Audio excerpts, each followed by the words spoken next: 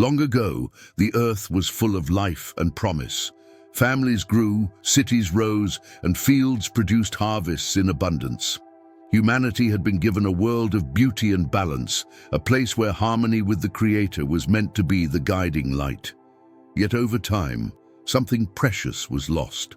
Hearts turned away from the path of righteousness, and the blessing of life was overshadowed by greed, violence, and selfish desire. What should have been a world of peace became a place of conflict. The strong oppressed the weak, corruption was celebrated, and the voice of truth was mocked. People lived for themselves, disregarding the one who had given them breath. Songs of joy and laughter could still be heard in the streets, but beneath them lingered a darkness. The earth itself bore witness to this corruption. The ground was stained with innocent blood, and the air was heavy with the weight of rebellion. It was not merely that people made mistakes, but that every thought of their hearts seemed bent toward evil, with no desire to turn back. The beauty of creation had been twisted into something unrecognizable, and the purpose of humanity's existence was nearly forgotten. Yet even in such darkness, hope was not extinguished. The Creator saw the corruption, but he also saw a man whose life was different, a man who chose to walk in faith when others turned away. Through him, a way of salvation would be prepared, a way that would preserve life even when the floodwaters of judgment came. The story of the flood is not only about destruction, but about renewal, mercy, and the chance to begin again. This account has echoed through generations as both a warning and a promise. It shows us the seriousness of turning away from what is right, but it also reminds us that no matter how dark the world may become, faith can still shine like a light in the night. The story of Noah invites us to reflect, to consider our own path, and to remember that new beginnings are always possible when we walk with God. If you enjoy videos like this and want to hear more powerful stories that inspire reflection and hope, make sure to subscribe to the channel, give this video a like, and leave a comment with your thoughts. Your support helps these messages reach more people who need encouragement. Amid the spreading corruption of the world, a single figure stood in stark contrast to the decay around him. Noah lived in a generation where violence, greed, and mockery of holiness were celebrated, yet his heart was different. He was described as a man who walked with God, a phrase that spoke of intimacy, faithfulness, and steadfast devotion. While the world chose rebellion, Noah chose trust, and his life became a testimony that righteousness was still possible, even when it seemed that no one else desired it. Noah's faith was not passive, nor was it hidden. He lived his convictions openly, without bowing to the customs and pressures of a society that had turned its back on the Creator. His neighbors may have laughed at his refusal to follow their ways. His family may have felt the sting of ridicule for his choices, but Noah did not waver. He knew that the one who had formed the heavens and the earth saw him, and that was enough to guide his steps. The divine decision to bring the flood was not only a declaration of judgment, it was also a revelation of grace. In choosing Noah, God was not merely preserving one family out of many. He was demonstrating that even in the darkest times, light could still shine. Noah became the vessel through which life would continue, not because he was flawless, but because he was faithful. The command given to Noah was unlike anything humanity had ever known. He was told to prepare for a judgment that had no precedent, a flood that would sweep across the earth. While the world around him lived as though tomorrow would always come in the same way as today. Noah believed the words spoken to him, even though his eyes had not yet seen a single drop of rain that would confirm it. Faith, in its purest form, is trust in what has been spoken, and Noah embraced that trust with his whole being. It must have required tremendous courage to stand apart when every voice shouted the opposite. Noah was not a man swept along by the crowd. He was a man who planted his feet firmly in truth, and allowed himself to look foolish in the eyes of others if it meant remaining obedient. This courage was not born from his own strength, but from the assurance that he walked in step with God's will. For those who watched him, Noah may have seemed an oddity, a stubborn figure clinging to old ideas of morality and reverence in a world that had moved on. Yet in the eyes of heaven, he was a beacon, chosen to be the starting point of something new. His very existence was a rebuke to the wickedness around him, a living reminder that humanity was still capable of faithfulness. When the call came, Noah did not delay. He did not argue or hesitate, weighing the cost of obedience. He simply obeyed, setting his heart and his hands to the task before him. In a world that shouted with defiance, he answered with quiet submission. That choice would not only save his life, but it would preserve the thread of humanity itself. Noah's story teaches that God always sees, even when it feels as though righteousness has been drowned out by the noise of rebellion. One faithful life can change the course of history, and one act of obedience can become the doorway through which hope enters the world again. The command to build an ark was staggering in both its scope and its strangeness. The vessel Noah was asked to construct was no small boat for rivers or lakes, but an immense structure designed to endure a global deluge.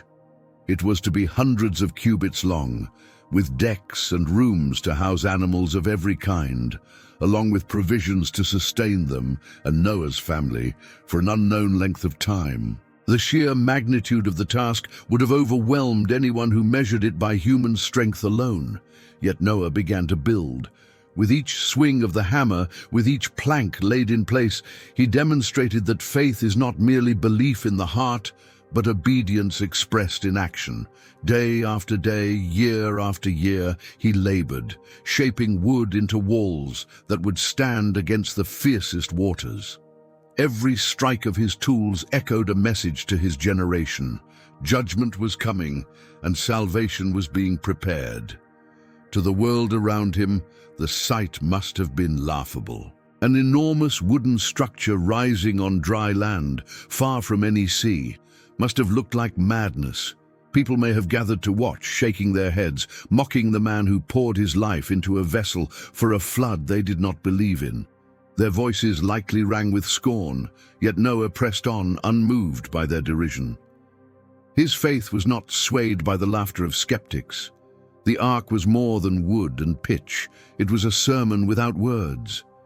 Every beam told a story of trust. Every board preached a message of warning. Noah may not have spoken many words to his generation, but his labor testified louder than speech. The work itself was a call to repentance, a chance for those who saw it to consider their own lives and the God who had given them breath. Faith often looks unreasonable to those who do not share it. The obedience of Noah teaches that true belief is not content with waiting passively. It builds, it prepares, it acts, even when circumstances seem impossible. The ark was a monument to the unseen, a declaration that what God had spoken was more solid than the opinions of men. The patience required for such a task cannot be overstated. It was not built in a day or a year, but over decades. Noah had to endure not only the long labor, but the weight of knowing what the vessel meant. Each completed section was a reminder of the judgment drawing nearer, yet he did not falter. And through his endurance, he demonstrated that obedience is not a momentary act, but a lifelong commitment. As the ark took shape, it must have loomed as both a mystery and a warning over the surrounding land. Its massive size spoke of something unprecedented, something no one could quite imagine, yet Noah continued his work with steady determination. He was not guided by what he could see, but by the word he had received.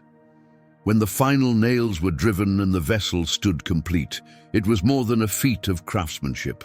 It was the embodiment of faith, hammered into wood and sealed with obedience. It stood ready to be the shelter of life against the storm of judgment that would soon sweep across the earth. As the ark stood finished, waiting like a silent sentinel on the land, a remarkable event began to unfold. From the fields, the forests, and the skies, animals began to move, not by chance or instinct, but by divine direction. Creatures of every kind made their way toward Noah's vessel, as if drawn by a hand unseen.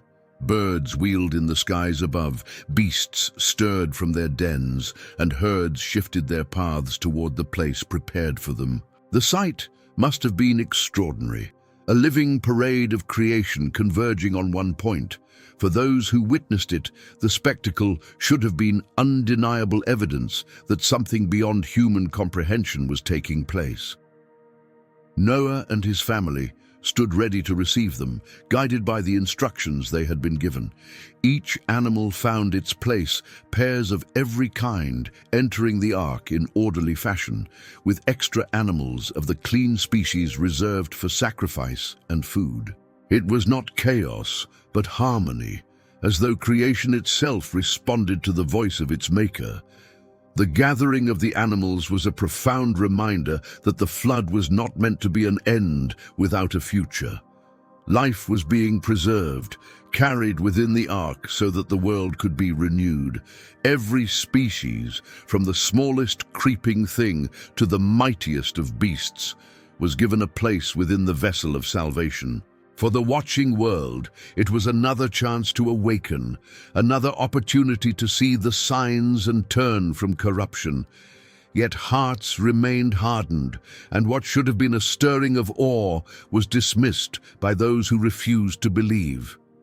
Inside the ark, the sounds of life began to fill the rooms, the bleating of sheep, the lowing of cattle, the calls of birds, all mixed with the voices of Noah's family, creating a chorus of preservation. It was a glimpse of unity, a gathering that reflected the Creator's care for every living thing. The presence of the animals also revealed the completeness of God's plan. Nothing was overlooked, nothing forgotten.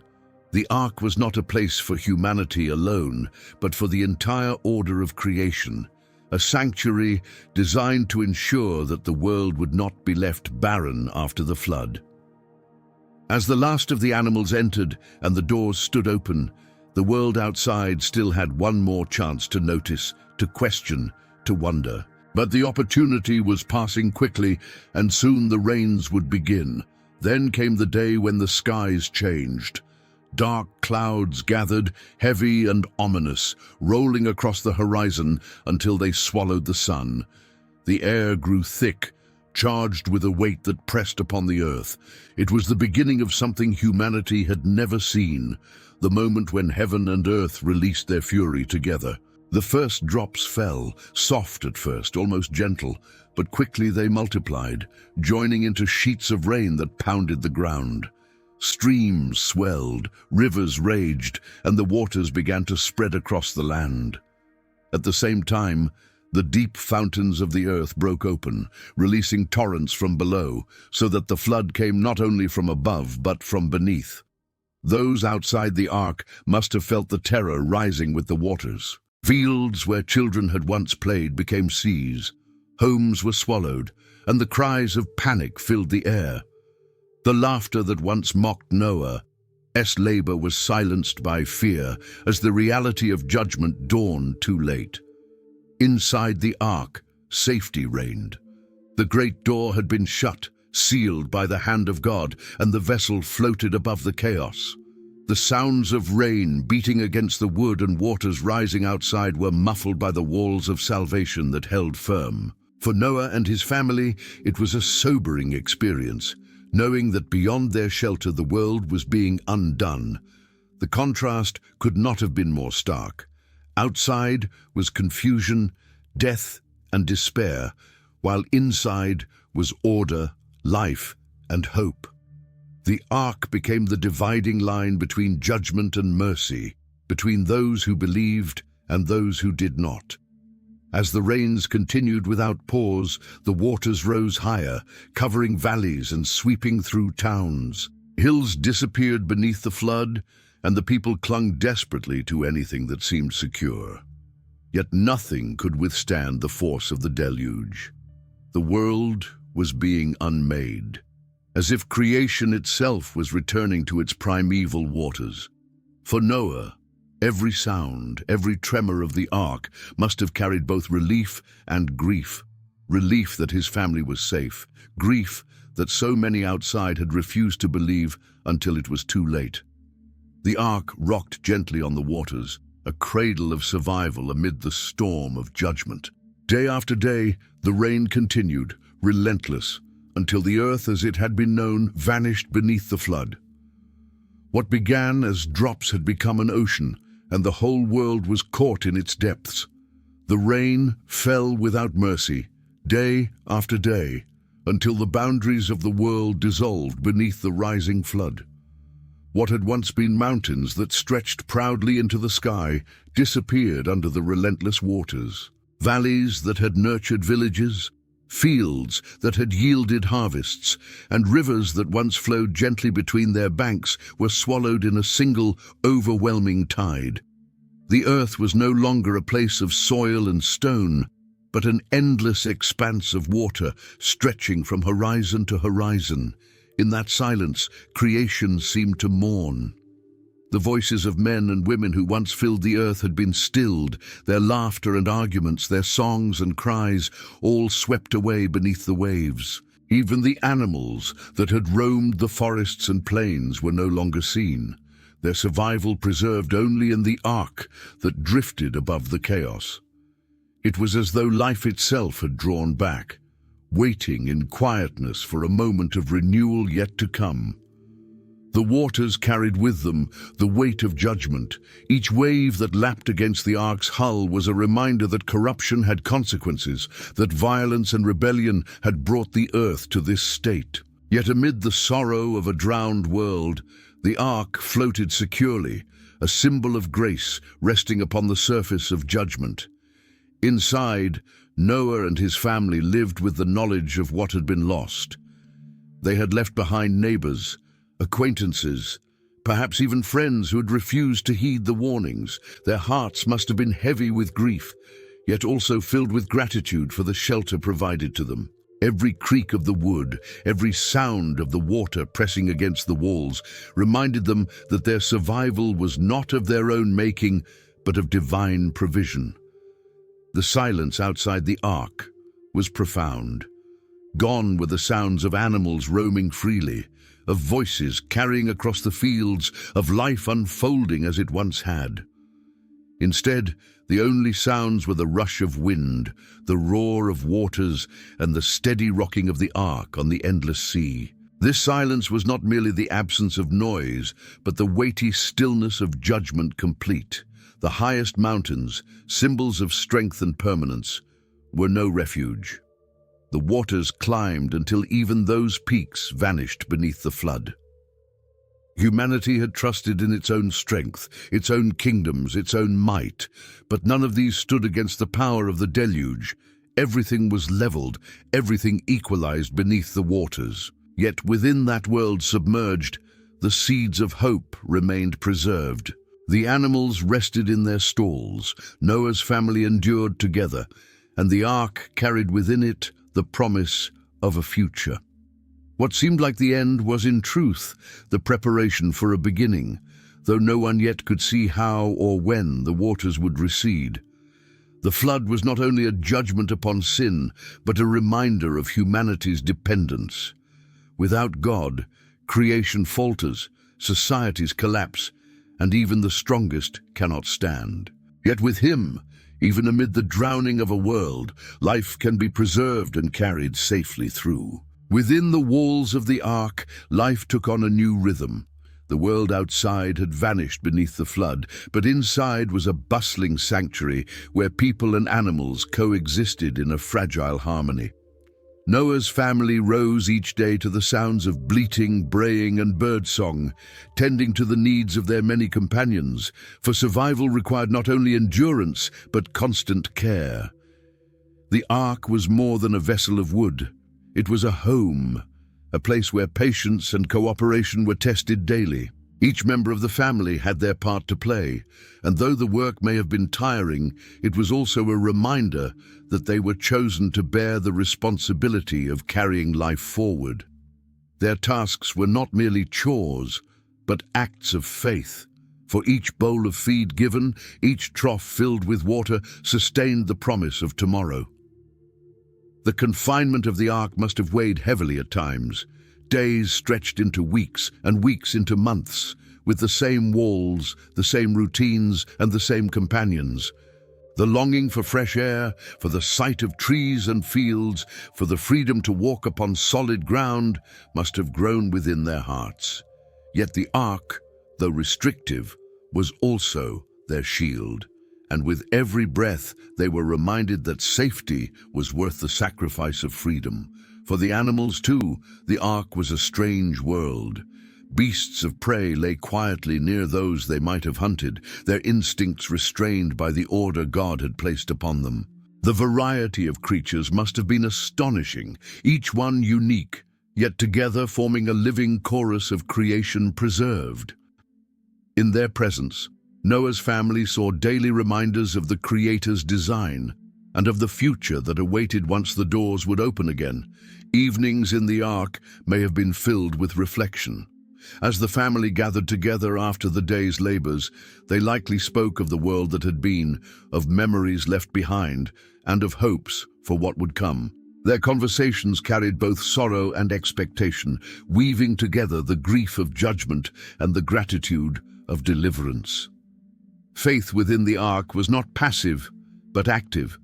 It required trust that the vessel would hold, that the waters would not prevail against them, and that God's plan was still unfolding even when the days seemed endless.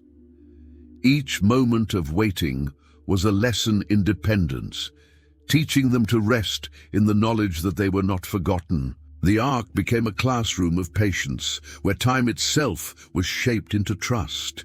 Each morning when they awoke, each evening when they lay down to rest, they did so with the assurance that though the storm raged outside, they were within the shelter provided. Their lives had been spared, and their duty was to endure until the appointed time came to step out once more. Within those wooden walls, a family grew closer bound, not only by blood, but by shared survival, by the weight of history carried upon their shoulders, and by the faith that sustained them through the darkest days creation had ever seen. As the flood reached its height and then began to recede, the days inside the ark stretched into a season of waiting. The rains had ceased, but the waters still covered the face of the earth, and the ark floated with no sign yet of land. Patience became the greatest challenge, for the end of destruction had not yet brought the arrival of restoration. The family of Noah had endured the terror of the storm, but now they faced the silence of waiting. The horizon offered no change, the days passed without clear markers of progress, and each sunrise seemed the same as the one before. It was a test not of endurance against chaos, but of faith against monotony. Waiting often weighs heavier than labor, for in waiting the heart longs for movement, yet must remain still. Noah and his family knew that the flood would not last forever, yet the timing of its end was not theirs to decide. Their task was to trust, even when the waters seemed endless. Every creak of the ark reminded them of the uncertainty that still lay ahead. They did not know how long the journey would last, nor what kind of world awaited them when the doors were opened. Questions must have lingered in their minds, yet those questions could not be answered by sight, only by faith. The animals inside the ark, restless in their confinement, also added to the challenge of waiting. Caring for them required diligence and patience, even when spirits grew weary. Yet that work, though demanding, gave structure to the days, reminding Noah's family that preservation was still their purpose. The slow retreat of the waters was hidden from their view. Mountains were slowly beginning to reappear beneath the waves, but from the ark's windows little could be seen at first. What God was doing outside was unseen, yet it was no less real. Faith often requires trust in the unseen, and the Ark became a place where that truth was lived out daily. Each prayer lifted within those wooden walls was a reminder that timing belongs to God. Their role was not to command the waters, but to wait upon the one who held them in his hand. Waiting itself became an act of worship, a declaration that they trusted not in their own strength, but in divine providence. Through long days and quiet nights, the Ark drifted patiently until the waters would fall enough to reveal the land once more. The waiting shaped their hearts as surely as the building of the Ark had shaped their hands, preparing them to step into a new chapter when the appointed time arrived. When the Ark came to rest upon the mountains of Ararat, the waiting gave way to signs of hope. Noah began to seek confirmation that the earth was drying, and so he released a raven, which flew back and forth across the waters, never bringing news of land. Afterward, he released a dove, gentler in nature, seeking a clearer sign of restoration. The first time the dove returned, it carried nothing, for the waters still covered the land. Yet even that return carried meaning, for the bird had found refuge again in the Ark, a reminder that safety still remained while the world outside was not yet ready. Noah did not despair, but waited a little longer, trusting that change would come. After 7 days, he sent the dove again, and this time it returned with something precious in its beak, a freshly plucked olive leaf. The small green sign spoke louder than any word, declaring that life was beginning to return to the earth. The waters were retreating, the trees were emerging, and renewal was breaking through the silence of judgment. For Noah and his family, the sight of the olive leaf must have filled their hearts with joy. It was proof that the flood was passing, that their long confinement would not last forever, and that creation was stirring with new life. The simple leaf carried with it the weight of hope, a sign that God's plan had not been only to destroy, but to restore. The dove itself became a symbol of peace, flying freely across the world that was being cleansed. In its beak, it carried not only a branch, but a promise that the storm had accomplished its purpose and that the future was waiting to unfold. 7 days later, when Noah released the dove once more, it did not return. The bird had found a place to rest, a home in the renewed earth. That absence was as meaningful as its earlier return, for it meant that life was now sustainable beyond the walls of the Ark. The olive leaf and the departing dove were small details in the great story of the flood, yet they held immense significance. They showed that even after the greatest storm, signs of hope can emerge, gentle and green, speaking of renewal and peace. Noah received these signs with patience, not rushing to leave the Ark until the command was given. His faith remained steady, waiting not only for the evidence of restoration, but for the voice that would release him into the new beginning. Hope had arrived, yet trust was still required, for the timing of stepping out belonged not to him, but to the one who had preserved him. At last, the day arrived when the command was given to leave the Ark. For months, Noah and his family had waited within the wooden walls, watching the signs of restoration slowly unfold. But now the door opened to reveal a world cleansed and renewed. The ground that stretched before them was not the same earth they had once known. The air was fresh, the soil was new, and the silence of the land invited their footsteps as the first to tread upon it after the great flood. With careful steps they emerged, one by one, breathing in the open air with gratitude. The animals followed in an orderly procession, as if released back into their rightful places. Birds soared into the skies, beasts bounded across the plains, and herds spread out to find pasture once more. Creation itself seemed to awaken, shaking off the memory of waters and embracing the dawn of a new season. For Noah and his family, the sight was overwhelming. Before them lay a vast, uninhabited world, free from the corruption that had once stained it. They carried both the joy of survival and the weight of responsibility, for upon their shoulders rested the future of all humanity. The earth had been entrusted to them, cleansed and ready for a new chapter. The flood had removed the old, and now a fresh beginning was theirs to embrace. Each field was untouched, each hill unmarked, as though the land itself had been reset. Yet this new beginning carried with it a sober reminder that life was fragile, and that the lessons of judgment could not be forgotten.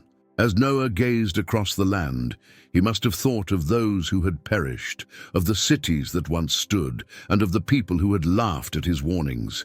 Their absence spoke of choices made, of rebellion unrepented, but also of the mercy that had preserved him.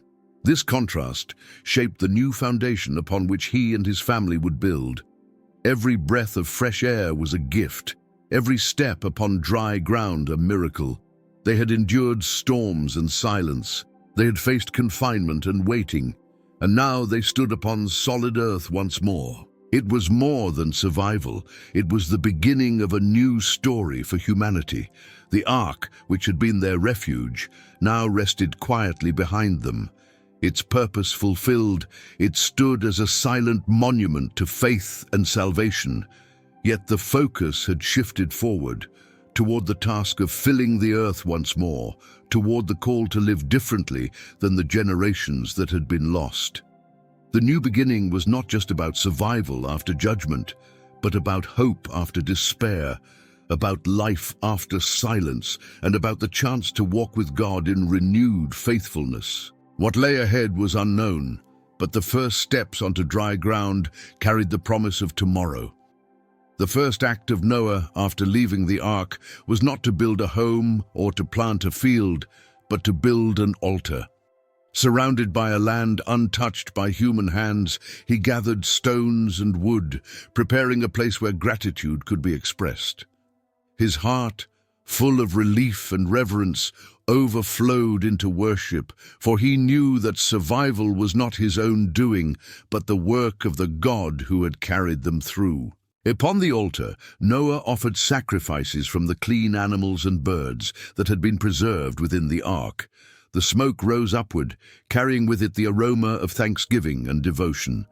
It was not merely the act of burning flesh, but the expression of a heart that recognized deliverance. The offering spoke louder than words, declaring that Noah and his family owed everything to the one who had spared them. Worship after deliverance is a powerful act, for it acknowledges that safety and new beginnings come not from chance, but from providence. Noah's altar was more than a ritual. It was the first step in shaping the foundation of the new world. Before the work of planting and building began, worship established the central truth that life belongs to God and must be lived in reverence to Him.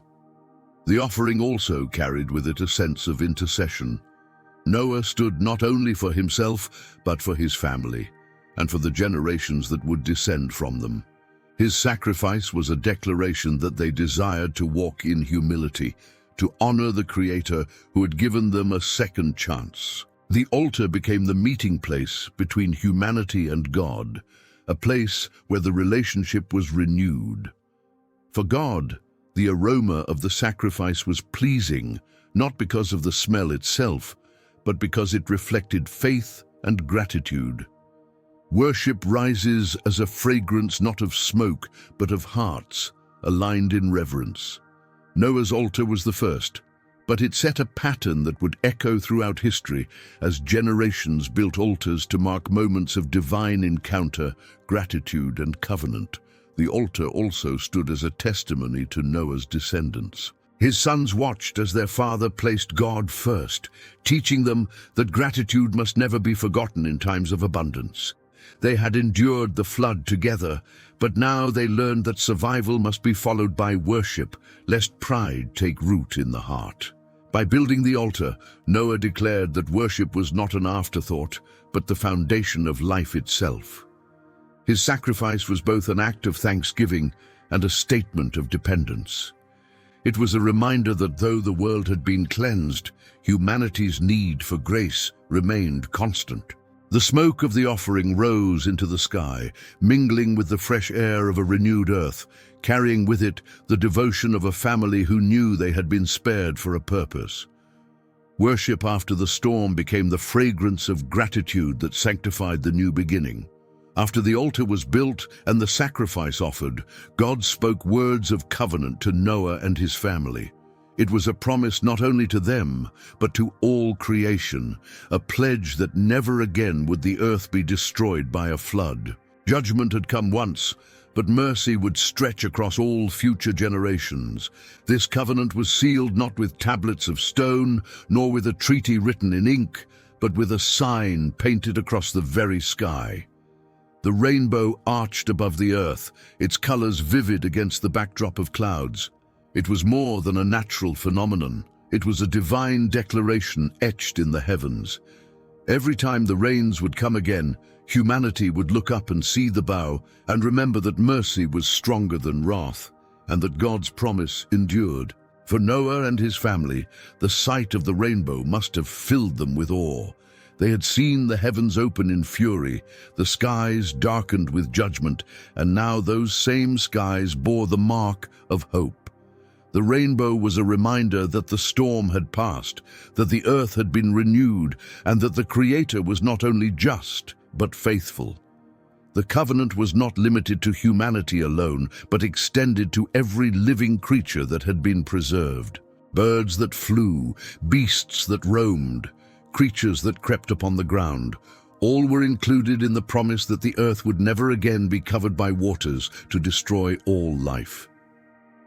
The rainbow was the signature of a God who cared not only for people, but for the whole of creation. Each time rain would fall, the rainbow would serve as a bridge between heaven and earth, a visible reminder of invisible faithfulness.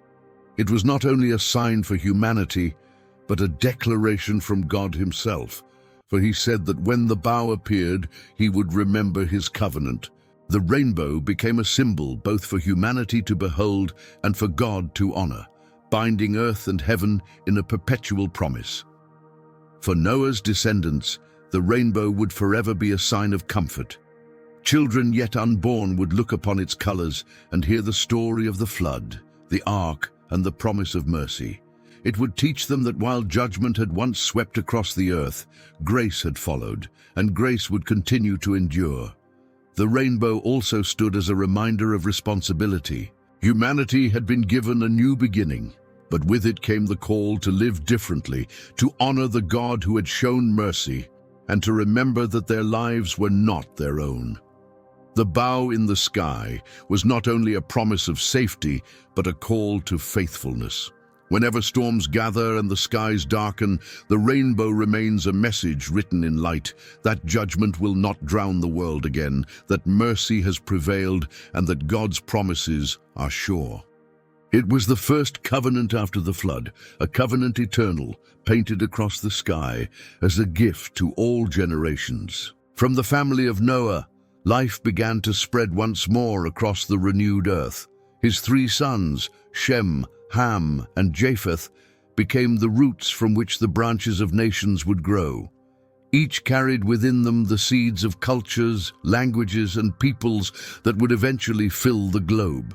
What began with one family stepping out of the ark would grow into the vast diversity of humanity, each nation bearing its own place in the unfolding plan of history. Shem, often remembered as the ancestor of many who would later be called the people of God, became a figure of blessing. From his line would come Abraham, the patriarch of Israel, and ultimately the Messiah, who would bring salvation to the world. Shem's descendants would shape the faith and traditions that carried the knowledge of the Creator across generations, ensuring that the story of the flood and the covenant was never forgotten.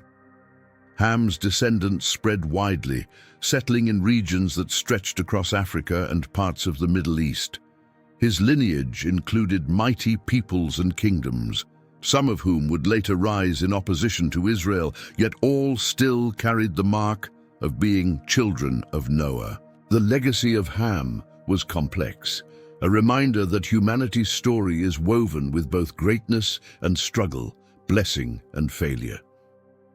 Japheth's line extended toward the coastlands and the distant lands of the north. His descendants grew into great populations that would spread across Europe and beyond. Nations from his line would one day become vast and influential, their cultures shaping much of the world. Through Japheth, the promise of expansion was fulfilled as humanity stretched far beyond its original boundaries.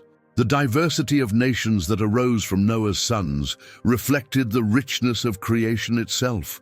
Languages multiplied, customs developed, and communities grew distinct, yet all shared the same origin.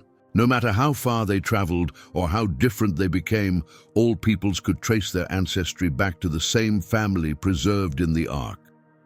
This truth carried a message of unity, a reminder that beneath every distinction lies a shared heritage. The sons of Noah remind us that history is not only about the past, but about the future. From their lives sprang the nations of the earth, each one with its role in the great tapestry of God's design. Some would walk in faith, others in rebellion, yet all remained part of the human family descended from a single point of deliverance. For Noah himself, watching his sons and their children grow must have been both humbling and hopeful. He knew that his family's survival was not for their sake alone, but for the sake of generations yet unborn.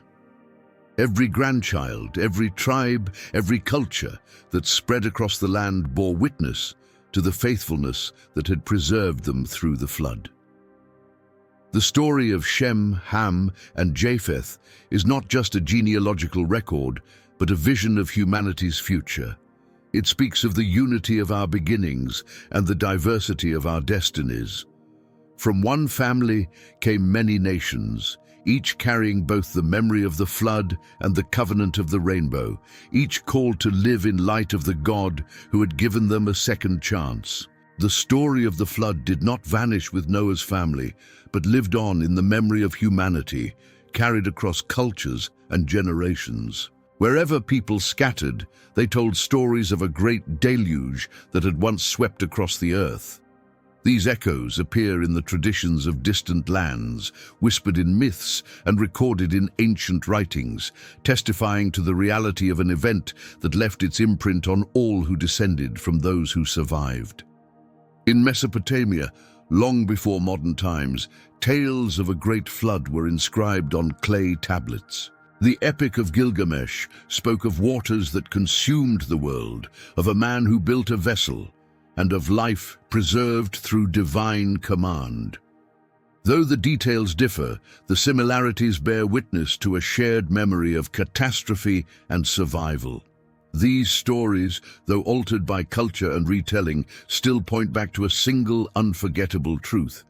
Among the peoples of India, legends also speak of a man warned of a flood, who built a boat and was guided by a divine presence to safety. In Greece, ancient accounts tell of Deucalion and Pyrrha, who survived a deluge sent upon mankind. Native traditions in the Americas, from the tribes of North and South alike, preserve stories of waters covering the land, of families saved upon floating vessels, and of renewal that followed destruction. These echoes cannot be dismissed as mere coincidence. Across continents and among cultures that never met, the story of a flood appears again and again, like a thread woven through the fabric of human history. Though the languages differ and the details shift, the central truth remains. Humanity remembers a time when the world drowned and was given a new beginning. Such widespread remembrance suggests more than legend. It reveals that the flood was not only a local tale, but a global reality, engraved into the collective memory of mankind. Families who descended from Noah's sons carried the story with them, passing it down through generations until it spread into every corner of the earth. With time, the story was reshaped by culture and belief, but its core truth endured. For those who hear these echoes, the flood stands as both a warning and a witness. It warns of the seriousness of corruption and rebellion, of the reality of judgment when humanity strays too far from the path of righteousness. Yet it also witnesses to mercy, for even in the tales of distant lands, the theme of survival, preservation, and renewal emerges. The persistence of flood traditions across the globe reveals something profound about the way humanity remembers.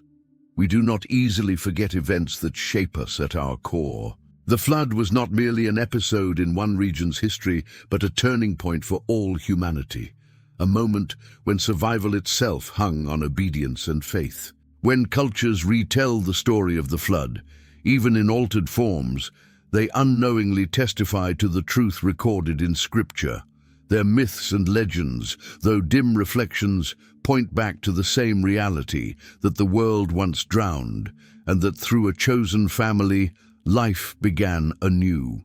These echoes, scattered across the world, continue to remind us that history carries a voice, and that voice still speaks of waters that covered the earth, and of the mercy that preserved it.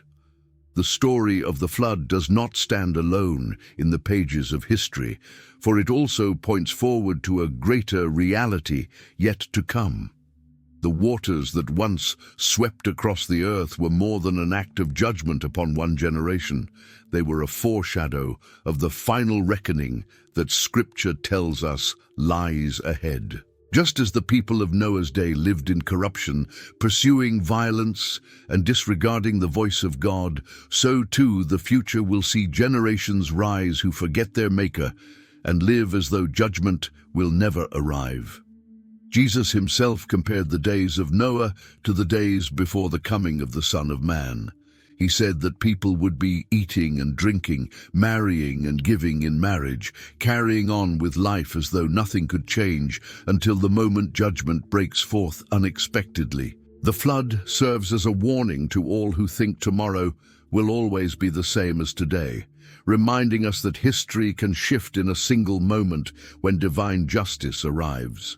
The ark in Noah's story is also a picture of salvation. Just as that vessel preserved Noah and his family from the waters of destruction, so Christ is the true ark for all who believe. In him refuge is found, and in him the storms of judgment cannot prevail. Those who place their trust in him will be carried safely through, not by their own works, but by his grace that covers and protects. The patience of God is seen in both stories. Before the flood, years passed while Noah built the ark, a time in which the people could have turned from their ways but refused. Today, the patience of God is extended again, giving time for hearts to turn, for repentance to be sought, and for salvation to be embraced. Yet patience does not last forever, and the day will come when time is fulfilled, just as it did in Noah's day. The flood also teaches us about renewal. Though judgment fell, a new world emerged and life continued. In the same way, Scripture promises that beyond the final judgment lies a new heaven and a new earth, a place without sorrow, corruption, or death. The flood was both a warning and a promise, reminding us that though judgment is real, restoration is certain for those who walk in faith. The lessons of the flood are clear. Corruption brings destruction, obedience brings preservation, and faith brings hope. The ark was built by human hands under divine instruction, but the salvation it represented pointed to something far greater, a salvation not of wood and pitch, but of grace and eternal life. For those who hear the story of the flood, the choice remains the same as it was in Noah's day. To ignore the warning is to face the waters unprepared, but to believe is to enter the ark of refuge. The story reaches across time, urging every generation to reflect on its path, to turn from rebellion, and to seek the shelter offered by God. As the flood once cleansed the earth, so too a final cleansing will come. Yet for all who trust in Christ, that day will not bring destruction, but deliverance, not despair, but hope, and not an end, but a glorious beginning of a world renewed forever. Thank you for watching this video about the flood of Noah and the lessons it carries for all generations. If this message has spoken to your heart, remember to subscribe to the channel so you will not miss future content. Give this video a like to support the work, share your thoughts in the comments below, And take a moment to share this video with your family and friends so they too can reflect on its message.